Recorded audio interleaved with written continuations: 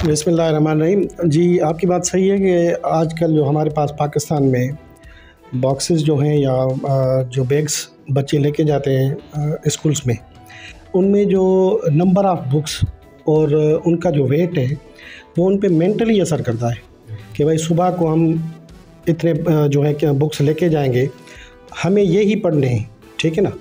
और पहले ये होता था कि डिफरेंट क्लासेस होते थे, उसके हिसाब से हम लेके जाते, जब हम छोटे थे तो लेके जाते थे। अब तो पूरा का पूरा जो है ना बक्सा लेके जाना पड़ता है। उसके लिए जो है वो हम तो सजेस्ट करेंगे कि आजकल जो दौर है इंटरनेशनली तो डिजिटल दौर है, उसमें लैपटॉप्स और टैब्स वगैरह ये आ चुके हैं। तो ऑनलाइन क्लासेस या ये अगर टेक्नोलॉजी यूज़ की जाए तो ये बच्चों के लिए बेहतर होगी।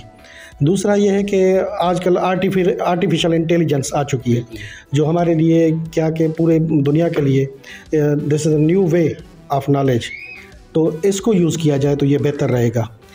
इससे क्या होगा कि बच्चे पे जो मेंटल इफ़ेक्ट्स हैं वेट के, वो भी कम होंगे और जो टारगेटेड टॉपिक्स होंगे ना वो आसानी से वो अचीव कर लेंगे। तो मैं तो ये सजेस्ट करूँगा कि ये थोड़ा जो वे ऑफ स्टडी है ये चेंज करना चाहिए। जब एक बच्चा चलता है भारी बक्सा लेकर स्कूल के लिए तो क्या असर पड़ता है? पहली बात ये कि बच्चे की हेल्थ तो सब की एक जैसी नहीं है, मगर जो वेट है वो सबका एक जितना है।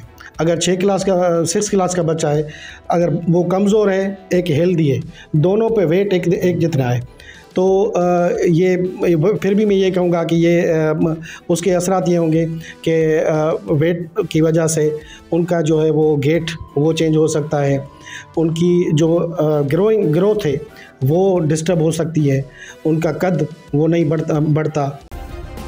सब्सक्राइब करें और बेल दबाएं ताकि कोई खबर रह न जाए।